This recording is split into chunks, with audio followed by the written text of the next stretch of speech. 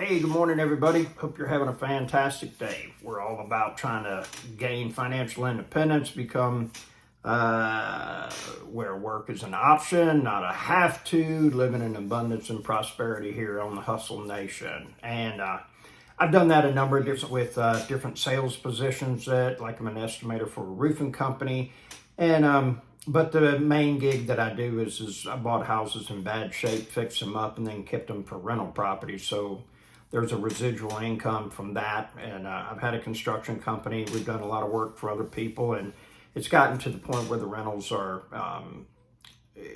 and I really don't have to deal with other people. And so we just work on my stuff, so to speak, and just keep the ball rolling and adding value wherever we can and helping at least one employee pay their bills and everything by providing a job. So there you have it.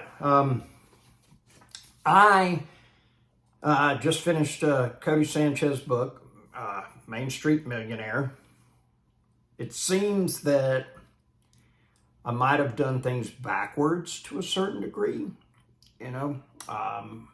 I was at the time when I bought my first rental 22 years ago, thinking that I was going to be in corporate America for the rest of my life. Okay, I really didn't see myself as a business owner at that time.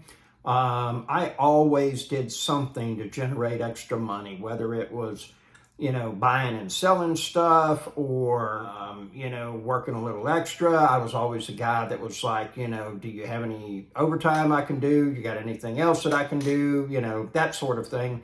Every time that there was a holiday, 4th of July, Labor Day, Veterans Day, whatever it was. And I always was asking, can I work that day? Normally I'd make at least time and a half, if not double or triple time. And so, and that's the basis, for lack of better words, how I built what I have today is because of working more than 40 hours a week. And interestingly enough, everybody that I have come across that I would trade places with has all worked more than 40 hours a week the vast majority of their life. I don't know of anybody that I would like to emulate or trade places with that did it on 40 hours or less a week. And I'm not saying that it's a bad thing if you've done that, okay? And there might be somebody out there that, for lack of better words, started investing in a 401k or, on their own, buying stock or, bought some rental properties in their early 20s, and then the compound effect over time and everything, and they only worked 40 hours a week doing it. It's very possible, okay? And it's doable as well, I just don't know anybody like that, so to speak. The vast majority of people I know, we could be doing something on the weekend, having a great time, and, the phone rings and they're talking about, buying a piece of property or, a business deal or getting a contract signed on a job or something to that effect. And that's just standard operating procedure. In my circle, so to speak, for lack of better words, the show must go on. The hustle must go on.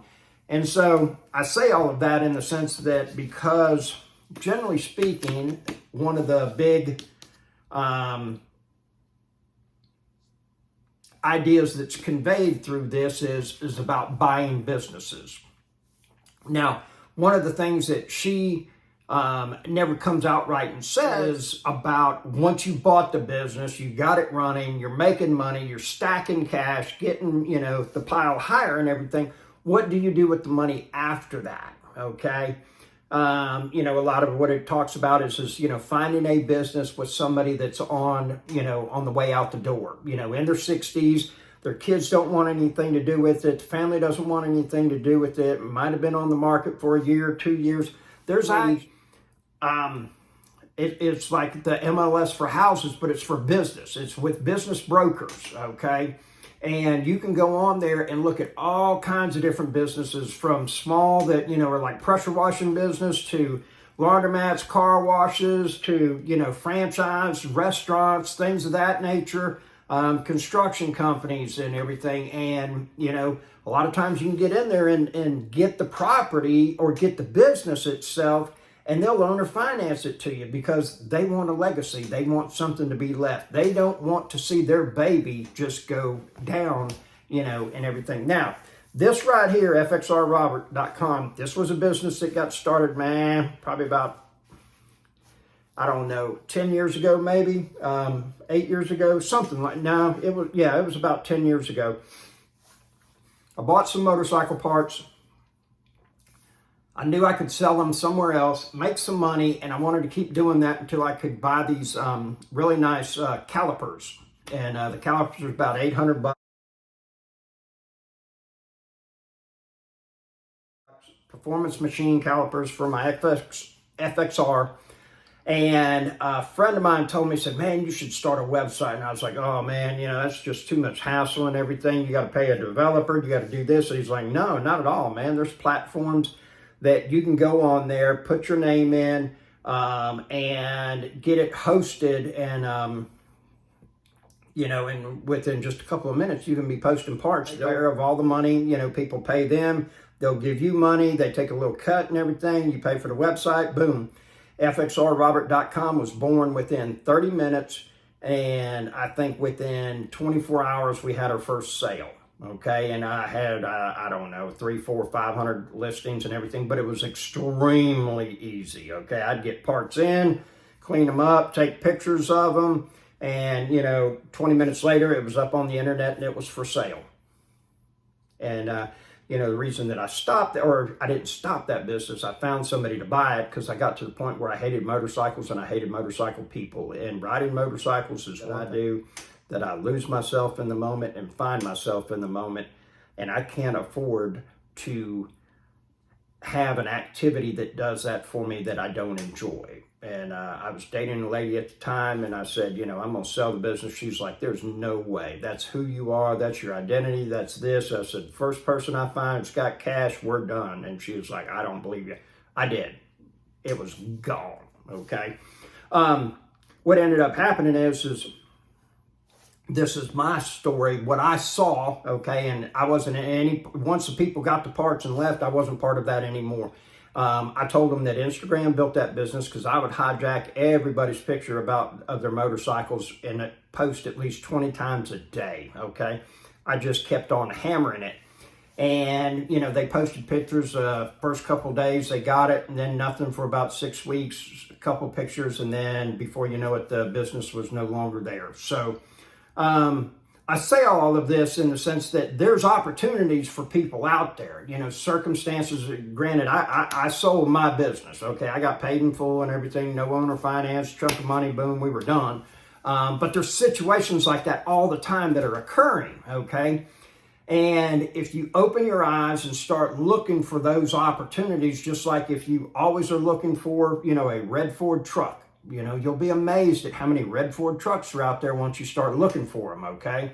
But if we're not in tune to it, we just, okay, yeah, I don't know, I don't know what was out there, okay? So here's the thing is, maybe the thing to do is to go find a business. See about buying it with owner financing. You might have to have some kind of down payment. You might be able to walk into it with nothing. You might, be able to get some sweat equity. Hey, I'll start giving you 10 hours of my time for, the next year. And then at the end of the year, that's my payment for the business and everything, something to that effect. What it is, I don't know exactly, but you make it work for you, so to speak.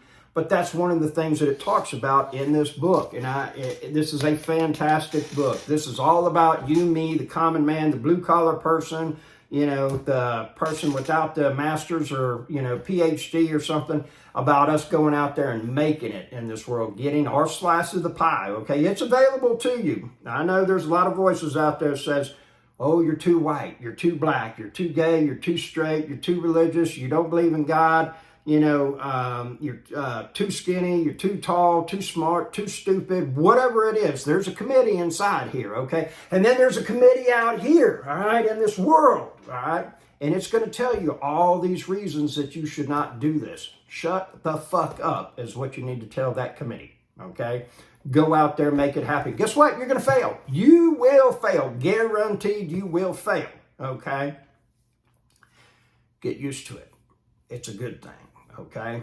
I don't know how many times Benjamin Franklin tried to invent the light bulb, but it was like thousands, and he just kept saying, well, I found another way how it's not going to work. And then he found the way that it did work. You, me, we same thing, But I guarantee you this, the more shots you take, the better the chance you have of winning the game. Ain't no doubt, that's for sure. So do me a favor, pick this book up, get it, read it. It is absolutely fantastic. Have yourself a very wonderful day. Be productive, be profitable. And if you want 15 minutes of my time, in the description, there's my email. Send me an email with your phone number and I will give you a call. Have a wonderful day.